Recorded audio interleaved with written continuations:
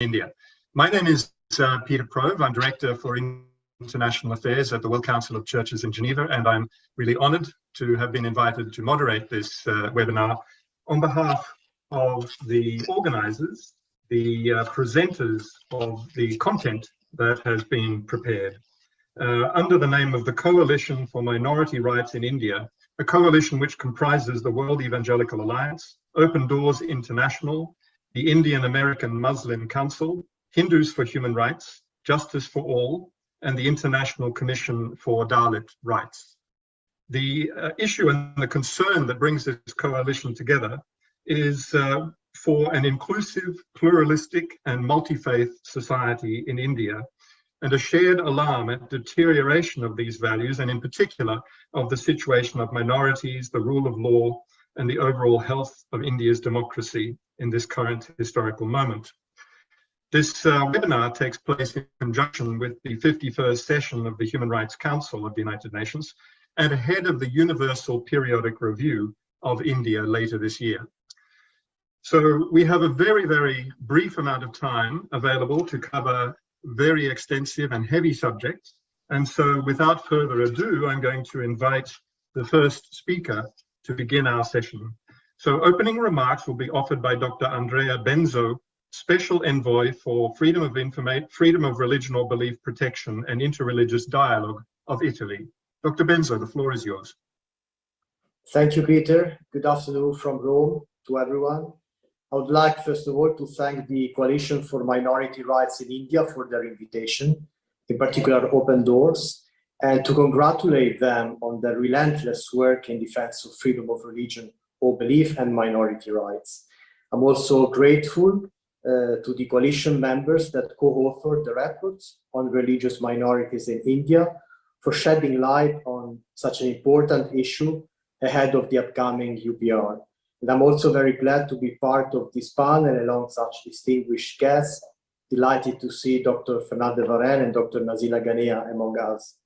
Your initiative is particularly remarkable as it constitutes a meaningful example of interreligious cooperation on an issue of common concern, bringing together Christians, Muslims, and Hindus to speak out about the condition of religious minorities in India shows that the protection of FoRB is not a parochial or partisan interest, but rather a shared objective across all communities. Considering its cultural and historical background, Italy has always placed FoRB at the heart of its foreign policy agenda. Preventing marginalization, discrimination, and violence on grounds of religion or belief is an imperative for any country that seeks stability, development, and prosperity, both domestically and internationally. If any person is denied the right to participate in public life on account of religion or belief, society becomes fragmented, divided, and impoverished. This is precisely the reason why FoRB protection is and should remain in everybody's interest, be it governments or religious institutions, be it larger or smaller communities. FoRB protection is not a Western concern either, as sometimes it is portrayed. And to highlight this point, as today we are speaking of India, I would like to recall some of the milestones in the construction of peaceful and cooperative interfaith relations in this country. In the 3rd century before the Christian era, Emperor Ashoka, whose kingdom covered most of the Indian subcontinent and stretched from today's Afghanistan to Bangladesh, enacted some of the earliest legislation on the promotion of interreligious coexistence and tolerance. To this purpose, he adopted several edicts that were then carved on rocks across the country. In one of these inscriptions, it was said that, I quote, "The king honors all religious sects with gifts and with honors of various kinds, but he does not value gifts or honor as much as the promotion of the essentials of all religious sects, and other sects should be honored on every occasion. Acting thus, one promotes one's own sect and benefits others' sects. Acting otherwise, one both harms one's own sect and wrongs other sects. Coming together is good, so that people should both hear and appreciate each other's teaching. End of quotation. Like Emperor Constantine 5 centuries later in Europe, Ashoka realized that religious intolerance endangered the stability of its empire. In addition to that, he was mindful of the nefarious effects of what we would call today hate speech. Religious diversity has always been a hallmark in India's history, not only in ancient times, as many religious communities were granted the right to settle in its territory across centuries. In the second half of the 16th century of our era, Emperor Akbar the Great, a member of the Mughal dynasty, developed a policy of religious equality. He abolished the jizya, the tax that used to be levied on non-Muslim subjects in Islamic countries in exchange for protection, and established the principle of universal peace as the foundation of interfaith relations in India. He declared that no man should be interfered with on account of religion, and anyone is to be allowed to go over to a religion that pleases him. His commitment to religious freedom was not confined to granting freedom of worship to all subjects. To foster interreligious exchange, Akbar established the House of Worship, a place where he used to gather representatives of different faiths to encourage open discussions among them based on reason instead of bigotry. As much as Ashoka, Akbar understood that religious diversity should be promoted as a driver for prosperity, and that any policy seek to impose artificial uniformity would weaken any society in the long run, even the most prosperous one. More recently, one of the icons in Indian history and a prominent Hindu personality, Mahatma Gandhi, embodied the same values of openness, respect, and mutual understanding that have inspired other rulers in the past. To explain the need to reject any unilateral view of life and embrace inclusivism, he used to tell the story of 7 blind men who gave different descriptions of the same elephant that they had touched. I quote, "The 7 blind men who gave 7 different descriptions of the elephant were all right from the respective points of view and wrong from the point of view of one another. I very much like this doctrine of the manyness of reality. It is this doctrine that has taught me to judge a Muslim from his standpoint and a Christian from his." End of quotation. At the last UPR of India in 2017, Italy formulated a recommendation on abolishing anti-conversion laws and granting access to justice to victims of religious violence and discrimination. 5 years later, there are still challenges that need to be addressed to ensure all persons can fully enjoy all their rights under the law, irrespective of their religion or belief. It is my sincere hope that its legacy of religious diversity and equality, inclusion, and interfaith cooperation will inspire India while building its future. Thank you again for the opportunity to join today's event. I very much look forward to listening to the other panelists and wish all the coalition members every success in their endeavors. Thank you. Thank you very much, Dr. Benzo, and I particularly want to thank you for grounding this discussion in some of the historical sources in the Indian cultural context of respect for diversity and of inclusiveness. Indeed, I think that some of these historical sources represent some of the earliest thinking that substantiates and gives a foundation for modern international human rights law. So thank you for putting that at the start of our discussion. And before I introduce the next speaker, I just want to remind all participants, all those in the audience online, to please make use of the question and answer function of this webinar. So already pose your questions in the question and answer function, so that hopefully, if time permits, we can pick up some of those questions and have the speakers respond to them before the end of this hour-long webinar. So now I move to the next speaker, Dr. Fernand de Varennes, who serves as UN Special Rapporteur on Minority Issues who will speak to the topic of negative impact of violations on minorities. Dr. de Varennes, the floor is yours. Thank you, Peter. Ladies and gentlemen, bonjour tout le monde. Namaste, assalamu alaikum. First, please allow me to thank all the members of the Coalition for Minority Rights in India for the kind invitation and honor of being part of this webinar. And I also wanted to commend you on your March 2022 report for the UPR of India. I think it's essential reading to understand the magnitude and gravity of the human rights situation and violations that are being experienced by religious and other minorities. Essential, but also uncomfortable reading, we have to admit. I've also raised many of the concerns expressed in this report in a number of communications, thematic reports, and statements with other special rapporteur colleagues in recent years. The overall impression is that there is an alarming deterioration of the protection of minorities and their human rights.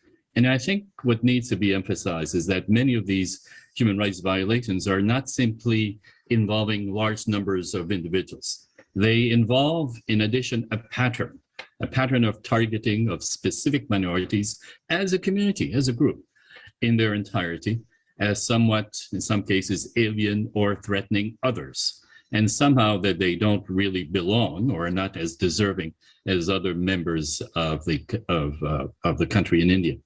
Now, time does not permit me to go into great detail, but there is clearly a pattern of stigmatization and targeting minorities in India. And this includes using legislation such as the Foreign Contribution Regulation Act to shut down and shut up critics, including human rights defenders, in the name sometimes of national interest. And there is anecdotal evidence that suggests, once again, that organizations that are defending minorities are disproportionately targeted and impacted.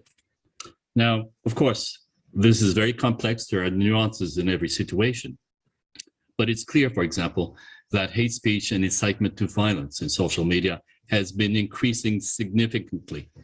And also that there is increasing violence and brutality in recent years, targeting, once again, mainly minorities such as Muslims, Christians, and others.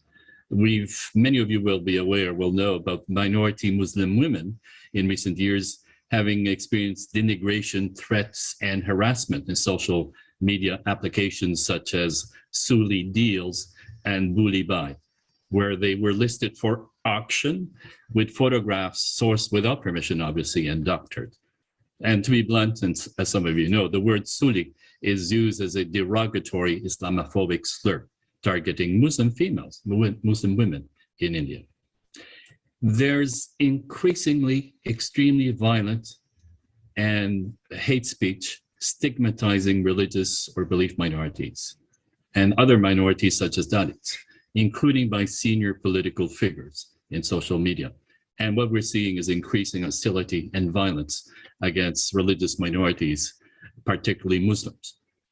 Muslims and other religious or belief minorities are massively the targets of hate speech. I've raised this in a number of reports and communications, including in my 2021 report to the UN Human Rights Council. And I also recently called for the protection of Dalit and minority women and girls from rape and sexual violence, and that this should be a national priority in India, and that the government needed to address these atrocities too often committed in the country by tackling the underlying prejudice, hate, and dehumanizing of Dalits and other minorities, which create the environment where women and girls become easy targets for such attacks. Unfortunately, there's also a growing threat of impunity, as too often those committing crimes against minorities are not always prosecuted or punished. And here again, there seems to be a trend. Unfortunately, again, while there are some prosecutions, especially of those who are rather high profile, and those who incite violence and hate speech against minorities, this doesn't happen consistently or sufficiently, even in high profile cases. And I expressed my concern very recently at the release of 11 men who had been jailed for gang rape in a Muslim woman. The picture many observers have painted in India is of growing intolerance and exclusion, and this includes anti-conversion laws, such as more recently in Karnataka, which legitimately, on the one hand, address coercive conversions, but then goes much further and makes it an offense to entice a conversion with a promise of marriage or other temptations, such as, quote unquote, better lifestyle. And this allows in very vague language civil servants to intervene, even to annul a marriage and any conversion that would be considered contrary to freedom of religion as understood under this legislation. Observers have pointed out that it appears the intention here to intimidate, to target minorities, especially those of Christian and Muslim faith in the state. When you look at this, exclusion of specific religious or other minorities is to be seen as taking root, even in relation to the most basic of rights, such as citizenship. In 2019, many of you know the National Citizenship Register was published for Assam, and as my and other UN mandates have indicated in a communication to the Indian government, we were and remain deeply concerned that close to 2 million people were left out of the list that was released, and that they now have to go through a judicial process which has its own problems to establish their citizenship. And that process is largely stalled, most recently in part because of the pandemic, but there are other systemic reasons. The 2 million people who may become stateless, amongst the most vulnerable of the vulnerable, seems are mainly members of Muslim, Bengali, and other minorities. This is not accidental, as our communication emphasized.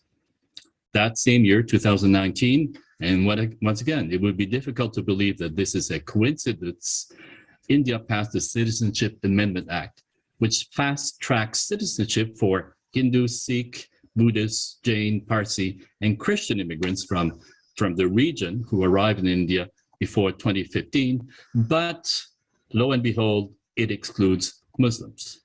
Not a coincidence. If you combine this with ongoing citizens or citizen registration drive in other parts of India, which have been described as means of excluding mainly Muslim and some other minority populations from Indian citizenship, we are seeing a risk of statelessness for millions and millions in the country. I could go on and on. There is the recently amended Presidential Constitution Schedule Caste Order of 1950, which was changed, which now excludes affirmative actions measures for Dalits who are Christian and Muslims. You have cow slaughter laws, which have been used to punish and even criminalize members of certain minority communities. And more strikingly, as I and other special rapporteurs have pointed out, there is the revocation of the constitutional special status of Indian-administered Kashmir, where Muslims are concentrated, and which largely disenfranchises them and weakens their legal protections as members of a minority in India that they had when Kashmir, Jammu and Kashmir, was a union territory with its own autonomy and government. There's only now one small union territory where most of the population is Muslim, which has maintained its autonomy, Lakshadweep. But even here, direct control from Delhi has increased in recent years, including an increased migration from outside the union of non-Muslims. The scale of denial of the human rights of these minorities, even through legislation and its application in the judicial system, is its systemic and national scope.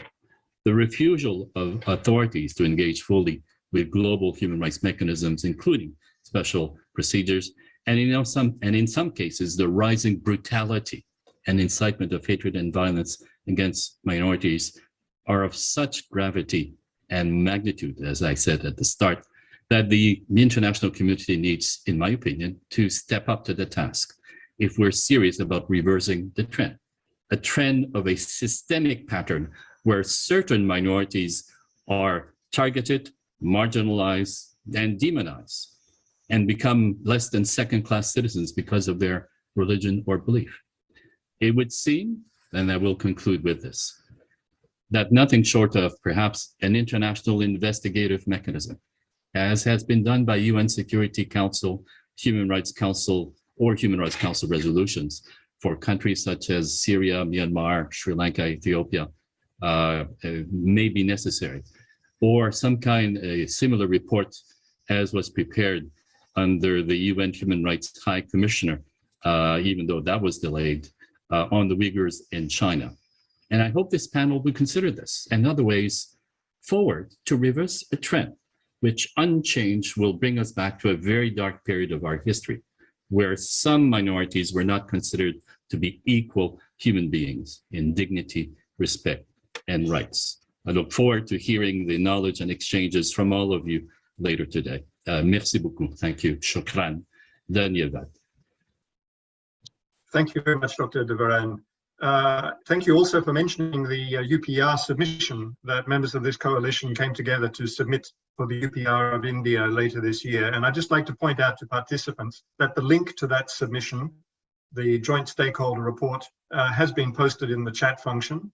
So you can access that report for your own reading now or later. Now I move on to the next speaker, who is Dr. Nazila Ghanea, who serves as UN Special Rapporteur on freedom of religion or belief. Dr. Ghanea, the floor is yours. Thank you very much. It's a pleasure to be with you and with colleagues on this distinguished panel. I want to thank the coalition and the members of the coalition for coming together to address this highly important topic. What I want to do is provide something of an overview of how the special procedures have engaged on this issue over a number of years. Professor de Varennes already referred to it, and I want to echo his concerns, and maybe I'll just give some more details about the data, about how much this concern has been accumulating in recent years. I also want to echo his concern that I appreciated the fact that he looked at minority rights within, in an indivisible and interrelated way with all other human rights.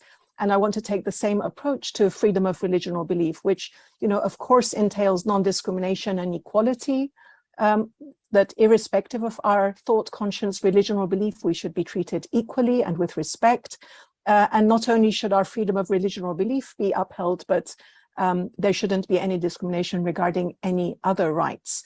And of course, it's not only citizenship that entails human rights. States have responsibilities to all within their jurisdiction, irrespective of their status. Although, of course, a targeted extinguishment of citizenship or withdrawal of citizenship, of course, is evidence of discrimination.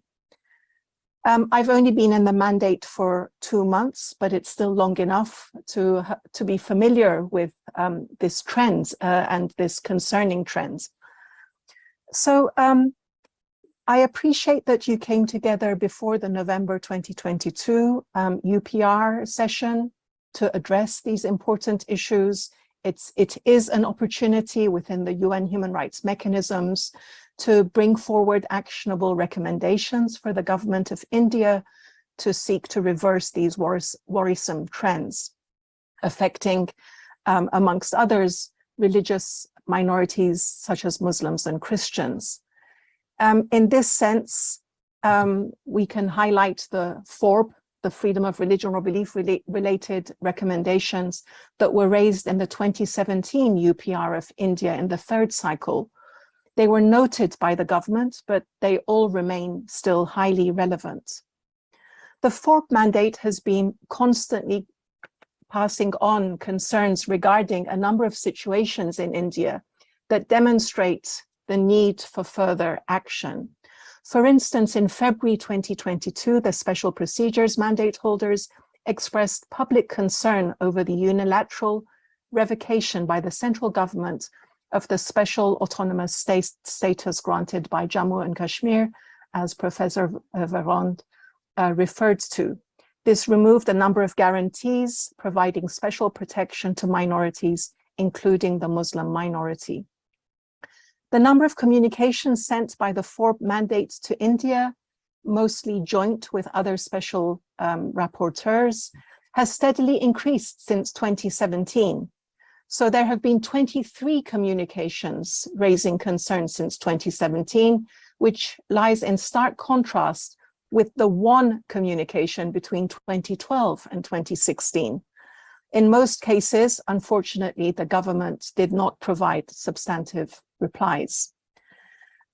Just in the last 4 months, my predecessor and I sent 4 communications to India, transmitting to the authorities concern regarding a broad range of actors and a number of situations. For example, the prohibition of hijabs in pre-university colleges in Karnataka state, which can obviously set a detrimental precedent for marginalizing Muslim women and girls and deny them access to education.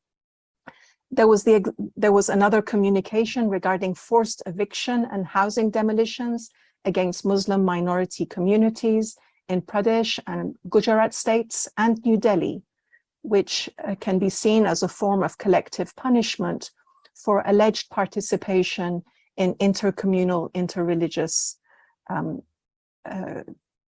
events. There was also the lack of identification and preservation of mass burial sites and lack of accountability in the Kashmir region in the context of a broader pattern of restrictions of rights in Jammu and Kashmir. Also, there was one communication regarding gender-based violence against Muslim women. This has not yet been published, but it will be published and made public shortly.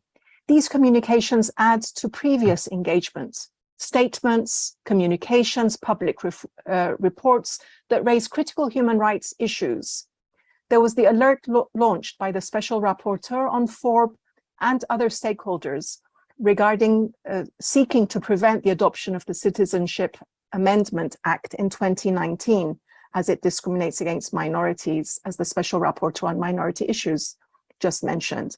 There was further concern regarding the anti-conversion laws, which are not compliant with international human rights standards, something that was raised even in so far back as when Asma Jahangir was the mandate holder. So, you know, we're talking 4 mandate holders back regarding the initial concerns raising anti-conversion laws. Then there was hate speech and incitement to religious hatred, and I won't repeat that. Regarding the UPR recommendations, in view of the above, a number of recommendations that were raised in the 3rd UPR cycle still are highly relevant and should be taken on board by the Indian authorities. For example, those that relate to retracting anti-conversion laws, other laws restricting freedom of religion or belief and the rights of minorities, especially religious minorities, discrimination, exclusion, and marginalization against them. Those recommendations that aim to prevent acts of violence based on religion or belief and targeting religious minorities, ensuring access to justice and accountability, and those that address hate speech and incitement to religious violence and combating this.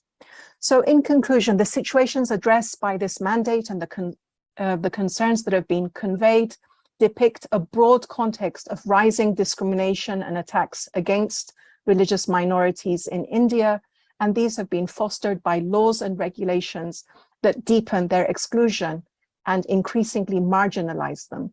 They are fueled by hate speech, especially through social media, and this exacerbates the acts of violence against minorities on grounds of their religious affiliation. I want to draw attention to the general statement in the press release that was issued on the 22nd of August, the International Day to commemorate the victims of acts of violence based on religion or belief, and point out a number of standards that are binding upon the government of India, along with others. Thank you very much for this opportunity. Thank you very much, Dr. Ghanea, for your intervention, and welcome to your new mandate. And we look forward to working with you, collaborating with you, and carrying forward the heritage that you have acquired now as the mandate holder on freedom of religion or belief. Our next speaker, our 4th speaker in our lineup, will be Mr. Garnett Genuis, who is Member of Parliament for Sherwood Park Fort, Saskatchewan, Canada, And Mr. Genuis will speak to the very central issue, to my mind, of how can the international community support the Indian government to uphold the rights of minorities. Mr. Genuis, the floor is yours. Well, thank you so much. Greetings. It's a pleasure to be able to join such a distinguished panel, and I hope my comments will add to the conversation. I wanted to start off with a couple sort of general framing comments. The first is that I see great value in mutually respectful and mutually beneficial dialogue about human rights among democracies. India has human rights challenges, and it's also a democracy in which human rights concerns can be voiced both inside and outside the country. Our voices today align with people in India who are also saying similar things. So my hope is that my comments today constructively contribute to that shared conversation. Now, the nature of mutually respectful dialogue among democracies is a recognition that both sides have things to learn. My country, Canada, certainly has its own problems. Last summer, over 60 churches in Canada faced attacks, including several being burned to the ground. The political circumstances around these attacks were such that they were almost completely ignored at the political level. Certain acts of vandalism were praised on social media, and one very prominent former staff member of the Prime Minister called these attacks wrong but understandable. Canada's government has also used the Draconian Emergencies Act to clear protesters and freeze bank accounts, and one Canadian province prohibits the wearing of religious symbols in certain professions. I welcome commentary from Indian politicians and others on these Canadian problems, and I raise them only to underscore that mutually respectful human rights dialogue should not involve anyone presuming a position of superiority. Now, the second general framing comment that I want to make is that the Universal Declaration of Human Rights emphasizes a doctrine of religious freedom, which is about individual freedom to seek God in one's own way and not simply about the peaceful coexistence of existing communities. I'm sure all of the panelists and many of those listening are aware of this already, but Article 18 says everyone has the right to freedom of thought, conscience, and religion. This right includes freedom to change his religion or belief, and freedom either alone or in community with others and in public or private to manifest his religion or belief in teaching, practice, worship, and observance. So the right of conversion flows fundamentally from the idea of universal human dignity. Religious freedom is not about protecting the size and power of existing communities, but rather about respecting the dignity and freedom of all human persons as the basis for supporting their own individual search for God and truth, which can include either embracing or rejecting the faith they were raised in. Now, in the worst performers on religious freedom, existing religious minority communities are denied the right to exist or face systematic harassment. For intermediate performers, though, there is often an aspiration for peaceful coexistence among communities, but failure to respect the individual rights component, especially as it relates to conversion. So, particular to the situation in India, I wanted to say that my perception from spending time in India and following ongoing reports and debates on human rights there is that there is an important overlay involving issues of religion and issues of caste. So I'm pleased we're discussing both of these today. Inevitably, these comparisons contain holes, but the caste system has many features in common with systems of racial discrimination in the Western world. People have been treated as more or less valuable based on race in the West or caste background in India, and have also been seen as suited narrowly to certain kinds of roles within society. Now, when it comes to racial discrimination in the West and caste discrimination in India, certainly it can be said that progress has been made in certain respects. But as we discuss often in the West, unconscious bias as well as the present outworkings of past discrimination have major implications today, even after ameliorative measures have been in place for a long time. In India, unlike in the West, this caste system has been seen as linked to Hinduism, even though caste-based discrimination still confronts members of other faiths and can exist within other faith communities. So what is the link between caste-based and religious discrimination? Those in India who have been historically marginalized based on caste have access to what are called reservations, a form of affirmative action. However, a person who converts to Christianity or Islam loses their access to reservations based on the notion that caste is not a part of Christianity or Islam. But while these religions reject the caste system, members of these faith communities still can face caste-based discrimination. At a practical and social level, a person in India can no more opt out of the history of caste than a Black person in the United States or an Indigenous person in Canada can opt out of the ongoing implications of past and present racism. Denying Christians and Muslims access to the same kinds of ameliorative measures that are available to others has the effect of compounding caste discrimination with religious discrimination. Now, since I began engaging with these issues, there has been a significant growth in state-level anti-conversion laws in India. These laws have been mentioned already. They're nominally designed to prevent religious conversion through force, undue influence, or allurement, and thus involve the state reviewing a person's decision to convert and preventing them from converting if state authorities thus decide. With effective wide discretion, these laws allow state authorities to be selective, celebrating conversion to the majority faith while blocking conversions that involve the embrace of a minority position. Now, what I have found in conversations with people about these laws seems to me to honestly be a certain implied pejorative attitude towards people who convert, especially so-called lower caste people. Such people may be presumed to not understand or be sophisticated enough to make their own religious decisions and therefore are presumed to be acting from undue pressure or allurement. The argument is that such simple people need to be protected from pressure and deception. This discourse again links caste prejudice to religious discrimination. As has been discussed as well, there is growing concern about violence targeting minorities and those with certain caste backgrounds. When it comes to violence, politicians of all stripes should clearly condemn violence, oppose incitement, and challenge the leadership of organizations that participate in violence. But it's important to understand the connection between these legal realities and that violence. Worsening legal realities, such as the expansion and tightening of anti-conversion laws, contribute to a dangerous climate and reinforce negative stereotypes based on caste and religion. In a way, these laws lend credibility to narratives around the denial of human dignity and human rights, which also lead to violence. In conclusion, India is the world's largest democracy with a constitutionally enshrined protection for religious pluralism. I hope that Indian states will reverse course and start repealing anti-conversion laws, provide equal access to services and reservations regardless of religion, and seek to create a culture in which universal human dignity is affirmed and all violence is roundly condemned. Thank you again to the organizers of this and to all of you for your important work. Thank you very much, Mr. Genuis. I very much appreciate the fact that it's been, of course, present in almost all the interventions thus far, but the way in which you've so explicitly highlighted the particular intersection between discrimination based on religion and discrimination based on caste in the Indian context, I think is absolutely critical and certainly something very dear to our hearts in the World Council of Churches. So thank you very much for that. I'm sure we'll hear more about that from the remaining speakers.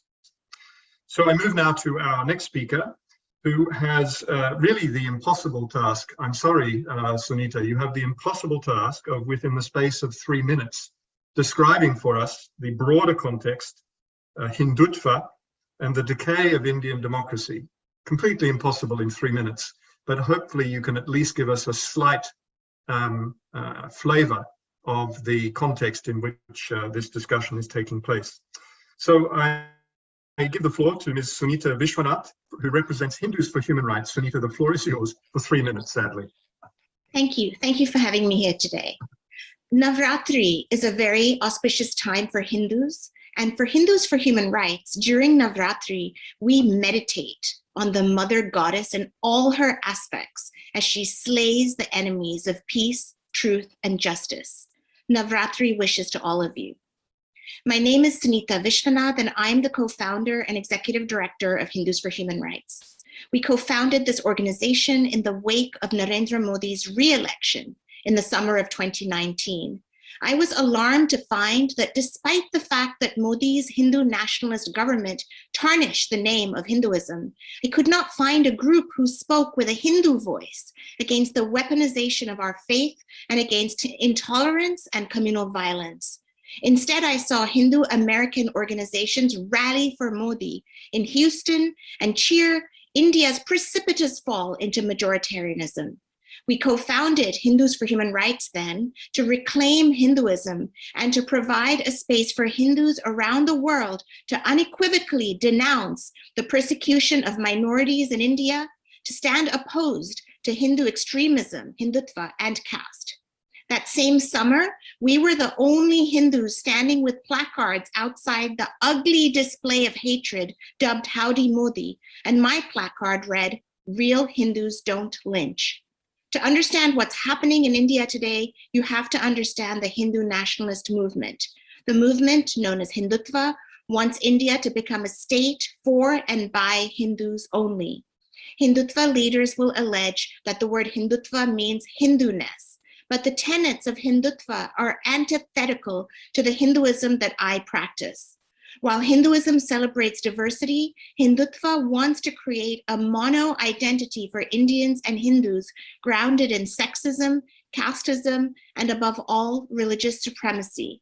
While Hindus for Human Rights is proud of an India where people of all faith traditions exist together, Hindutva seems ashamed of this pluralistic vision of India. The Hindutva movement emerged in the early 20th century with the founding of the RSS, the Rashtriya Swayamsevak Sangh, as an alternative to the democratic movement that eventually won India its independence. Hindutva leaders believed that an independent India could only thrive if Indians rallied around a nationalist Hindu identity and were led by a strong authoritarian.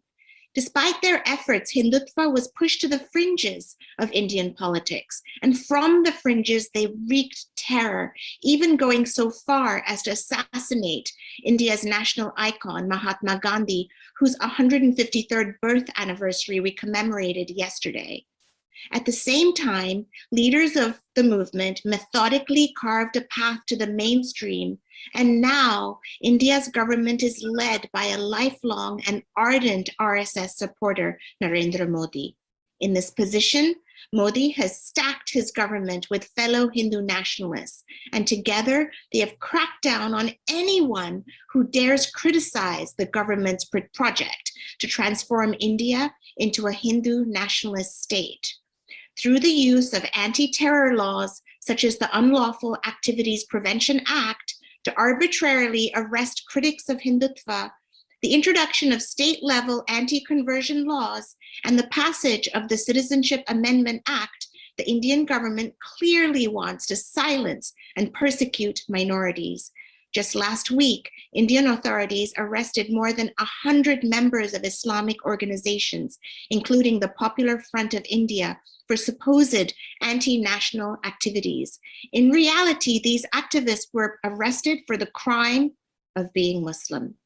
At the same time that the Indian government has cracked down on critics of Hindutva, the Indian government has allowed people to attack minority communities with impunity. This is unsurprising for a government led by the same man who, as Chief Minister of Gujarat, refused to intervene when Hindu mobs terrorized Muslims during the 2002 Gujarat pogroms. When Hindutva mobs repeated the violent pogroms of 2002 in Delhi in 2020, Modi said nothing. In December 2021, when Hindu leaders, saffron-clad leaders, called for the genocide of Muslims, Modi stayed silent.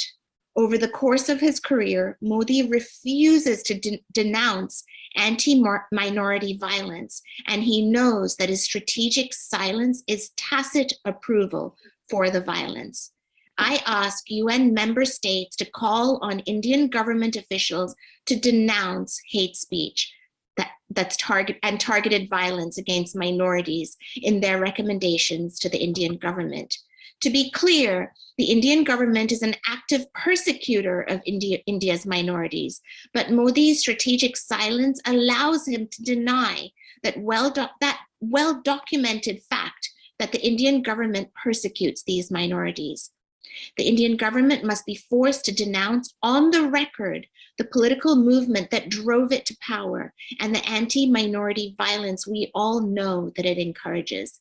This is not enough, of course, and my fellow panelists will outline, member states should ask the Indian government as well to repeal the many laws that restrict the abilities of minorities to exercise their full rights as Indian citizens. Thank you. Thank you very much. I would just like to invite everybody in the audience to reflect on how different the reality described by Ms. Viswanath is compared to the historical legacy dating back to the period of Emperor Ashoka of inclusiveness and of respect for diversity that was presented to us in Dr. Benzo's opening remarks. So we move to the next speaker, who is Mr. Ajit Sahi, representing the Indian American Muslim Council.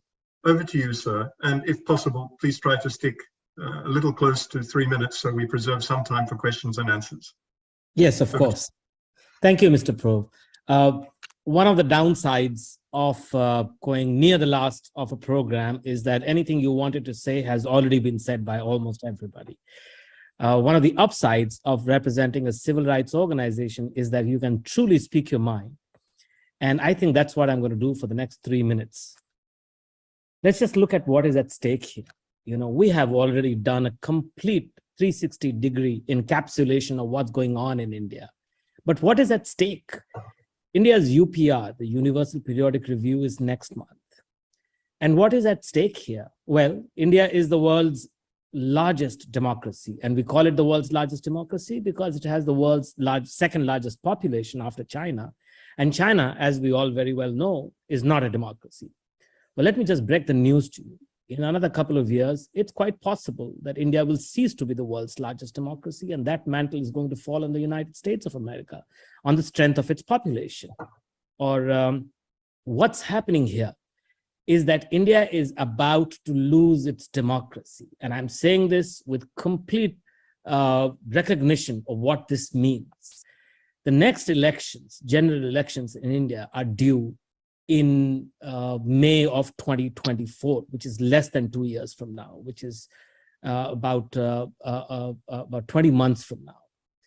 And we have already seen the BJP, India's ruling party, win 2 back-to-back elections. Their vote share is pretty strong. So now what's happening is that the Western countries, who are really the most powerful in terms of running the process at the United Nations Human Rights Council, they are beginning to increasingly ignore what's going on in India because for a whole variety of reasons, from defense ties to business ties and all of that stuff. It's quite likely that the West, including in North America and Western Europe, will continue to ignore because they are eyeing the big markets, the big resources coming out of India. And that's going to be disastrous, absolutely disastrous, not just for India. It's going to be disastrous for the rest of the world and especially for the Western countries. I say this because back in the day, 75 years ago, when India gained independence from British colonial rule, it proved to be a bellwether. India's freedom from British colonial rule excited millions, hundreds of millions of people around the world. And in the next 20 years, we saw a rash of, we saw a run for democracy in most parts of the world. You look at Africa, you look at Latin America, you look at Southeast Asia, everywhere. And now that we are literally facing a collapse of democracy in India, I fear that there will be a run for a collapse of democracy in the rest of the world. I will conclude by reminding you that the Vidam Institute of Sweden has already said that India is an electoral autocracy. The Freedom House, which is one of the very respected research organizations in the United States, has for the last 2 years downgraded India's democracy from being free to partly free. It is about minority rights, but it is about a lot more than just minority rights. You are looking at a complete authoritarian country that is being shaped into existence under the leadership of Narendra Modi, India's current Prime Minister. It is absolutely of great significance to all the Western countries. If you do not stop India right now, India will destroy peace and democracy in the rest of the world. Thank you so much. Thank you very much, Ajit. I think admirably presented and in a very concise manner. Thank you so much. So I move to our second last speaker, Ms. Henna Zuberi, who represents Justice for All. Henna, the floor is yours. Thank you so much. Salam and greetings of peace and safety. I hope everyone and their loved ones are safe and well during these trying times. And thank you for convening this gathering.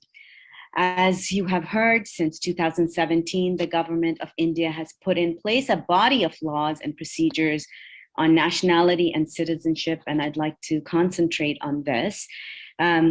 These are discriminatory against minorities, especially Muslims. Nearly, as you heard before, that 2 million Assami citizens, residents, around 6% of the state's population, has been cast as doubtful nationality, despite fundamental concerns about poor and discriminatory procedures that exclude religious and linguistic minorities, especially women and children among them, highlighted by many victim groups as well as human rights bodies. Authorities have confirmed the finality of the NRC. And I want to talk a little bit about the NRC. Appeals against exclusions are supposed to be heard by these foreign tribunals that in law have power to declare any individual as a foreigner and order their confinement into detention centers. Now, these are detention centers much like we see in China. And this is not just in the state of Assam. We see them in Punjab. We see them in other states around India. Human rights bodies have documented how foreigners' tribunals are designed to exclude mostly Muslims. And as a Muslim woman with roots in India, it pains me that the most impacted are women who are often identified by the men in their families and often do not have documentation. Combine this with the threats of sexual violence coming from genocidal conferences being held by people who lead temples, not one, not two. The lead of this genocidal conference that took place in December, Yati Narsinghan, leads 400,000 temples. That is not fringe, that's mainstream. And if we look at these, I yesterday had a chance to talk about sexual violence against Muslim women, and just as you do this research and you look at this every day, you look at the world and you don't see people reacting to it with the sort of intensity that they should be reacting. It really, as civil rights leaders, as human rights leaders, as representatives against the impact of genocide around the world, it is really, like we argued with many of you all about the impending genocide of the Rohingyas. Justice for All, this is a 30 years history of anti-genocide work, especially on the Rohingya genocide under our Burma Task Force. We believe that state-sanctioned discrimination of citizens' acts are a precursor for brutal genocidal acts.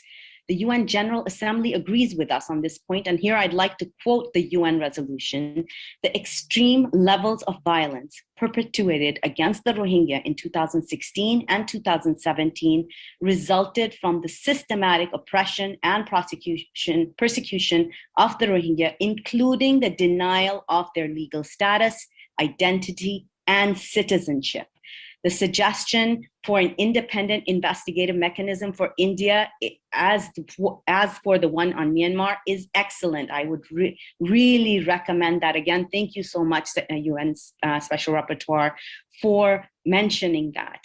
As the Holocaust Museum's early warning project predicts the mass killings in India, what will happen? Where will these refugees go? Bangladesh to Pakistan, where 1/3 of Pakistan is underwater? There's too much at stake. And just to end, I'm going to say the coalition recommends, regarding the National Register of Citizens in Assam, commencement appeals process within a time-bound calendar and ensure that the foreigners,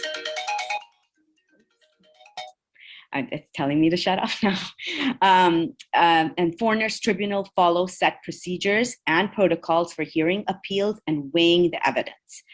We would also recommend to amend the Citizenship Act to remove religion as an eligibility criterion in line with the international human rights standards. Thank you so much. Thank you very much, Hina. Now we just have a few minutes left, but we have one more speaker, and I would like very much to encourage Reverend Gideon Jibamani, who represents the International Commission for Dalit Rights, to speak to us. The floor is yours, sir.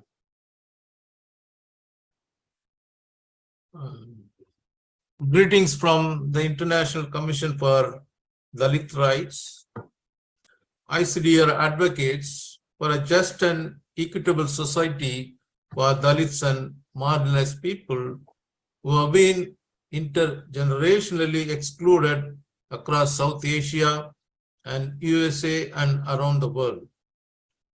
I am Gideon Jabamani from Dalit community in India, currently working as a ministerial chaplain for New York State in US and serving as a board of director at the ICDR. Dalits and scheduled tribes are the most suffering from religious intolerance in India, regardless of their religious belief. Dalit Christians are a significant minority, constituting of 50 million of the 24 million Indian Christian population. Dalit Christian and Dalit Muslims are victims of intersectional vulnerabilities as Dalits and as Christians or Muslim identity.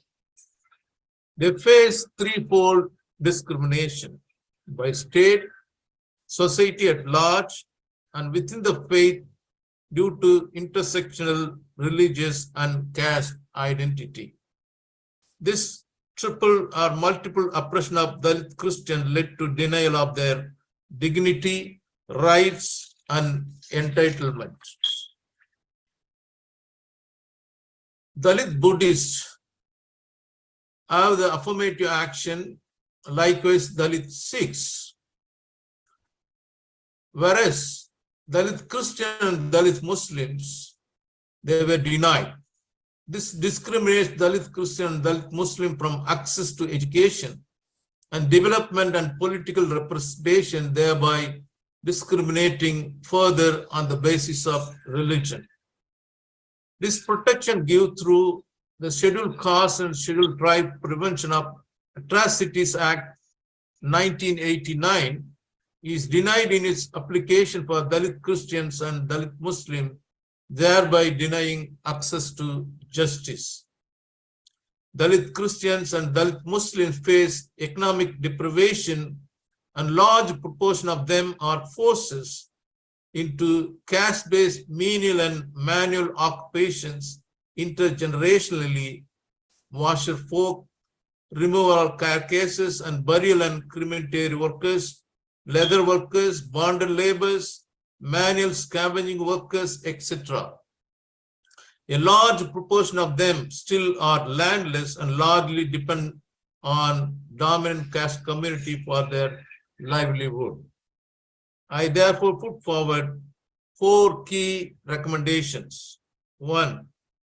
Repeal para 3 of Presidential Order 1950, making the ambit of scheduled caste as religion neutral and thus extend benefits of affirmative action to all Dalits irrespective of their religion, as recommended by National Commission on Religious and Linguistic Minorities, UN Special Rapporteur and agencies. Number 2, extend to Dalit Christian protection and benefits under the Protection of Civil Rights Act 1955, Scheduled Caste and Scheduled Tribes Prevention of Atrocities Act 1989, amended in 2015, and the Scheduled Tribes and other traditional forest dwellers Recognition of Forest Rights Act, Forest Rights Act 2006. Number 3, effectively implement and protect the rights of minorities by repealing all state enacted anti-conversion laws, as it is already pointed out, and further prohibit the enactment of such laws in other states. Enact the Prevention of Communal and Targeted Violence, Access to Justice and Reparations Bill 2013, which was approved by the Indian Cabinet in December 2013. I appeal to all member states, UN experts and civil society leaders to address this key issue and protect Christians, Muslims, and any other Dalits from further exclusion and systemic violence. Jai Bhim. Thank you. Jai Bhim. Thank you, Reverend Gideon. So thank you, everybody. Excellent interventions from everybody on the panel. I only regret that we have essentially used up our available time, and so there isn't really a substantial amount of time left for questions and answers. I do, however, want to acknowledge some of the questions that have been raised, and then I'm going to see if there's any very, very quick responses that any of those who might feel inspired to respond to those matters from the panel can address. And then I'm going to ask, just as he started us so well, I'm going to ask Dr. Benzo for some very short concluding words. So I've seen one question directed to Dr. de Varennes with regard to his mention of the possibility of investigative mechanisms or a report by the UN High Commissioner on Human Rights. Given the current political climate and India's influence internationally, how likely is this to happen? And what can be done to increase the likelihood of an international investigation on the situation of minorities in India? And there was also a second question that referred to the fact that the influence of violent Hindu nationalism isn't confined to India's own borders, but is evident in some other contexts. The incidents in Leicester were specifically referred to. So there was a question then to, whether governments, other governments are also concerned about this in their own context. And maybe that's something also that Mr. Genuis and or Dr. Benzo might themselves want to respond to, if not others. But first to you, Dr. Varennes, do you have a quick answer? It's not something that commends itself to a quick answer, I'm afraid, but do you have a quick response to the question specifically posed to you? Very quickly, the UN Security Council resolution, highly unlikely. A resolution from the Human Rights Council, possible. But if we look at the example, the situation of the Uyghur in China, the Office of the High Commissioner for Human Rights proceeded with this kind of investigation without a resolution from either. So there is, from the most likely to the less likely, the Office of the High Commissioner for Human Rights Council, and highly unlikely the Security Council. Thank you, Dr. Varennes. Mr. Genuis, would you like to respond to the issue about the influence of violent Hindu nationalism outside of India? Well, maybe I'll just say in general that I think individual states need to deal seriously with issues of foreign involvement, whether by governments or by specific organizations that have troubling track records on their soil. This is an issue we're grappling with in Canada, and the debate has mainly been driven by concerns about Chinese state influence in Canada, but we know there are other actors as well. And we know how international actors want to shape conversations that happen about human rights. So there, the specific instance that was referred to in the UK, obviously not something that is in my context, but these are certainly live debates in terms of what the kind of role of some of these kinds of actors and ideologies are having in our country. Thank you very much. Is there anybody else who would like to intervene in response to either of these two questions before I revert to Dr. Benzo for closing words? If that's not the case, then it's over to you, Dr. Benzo. And once again, before we close, I just want to thank everybody for their extraordinary inputs within such a short space of time. And thanks to all the audience as well. But over to you, Dr. Benzo. Thank you so much. I would like to thank the organizers once more for giving us the opportunity to make our contribution to this insightful and stimulating discussion. I will just highlight 4 main points that, in my view, may help summarize today's debate. First, the condition of minorities is a test for any democracy in India and elsewhere. When minorities suffer, the whole democratic system is under pressure. Second, there should be no tension between the notions of citizenship and minority. The term minority should not be misused to claim that members of a certain community are not fully part of a nation, of its history and its culture. Third, when it comes to religious intolerance, the distance between words and deeds that is between hate speech and physical violence, is very short. Therefore, we need to tackle the former before it rapidly evolves into the latter.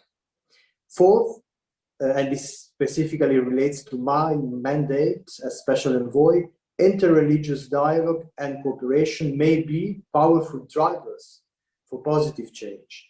Freedom of religion or belief are two, and interreligious dialogue are two mutually reinforcing dimensions, and I believe they should be pushed accordingly. I hope the upcoming UPR will be for India and the other countries involved in the next session a moment of constructive engagement with a view to speeding up the alignment of the national legislations to the international standards on human rights. Once again, thanks a lot for your insightful remarks and for giving us this interesting opportunity. Thank you very much, Dr. Benzo. Thanks once again to the organizers and conveners, and of course to our excellent speakers. Thanks once again to all of you who have listened in and asked questions in this webinar. And we look forward to continuing to collaborate in addressing these issues of concern going forward, including during the UPR of India, but also beyond that. So thank you very much. And this webinar is now at an end.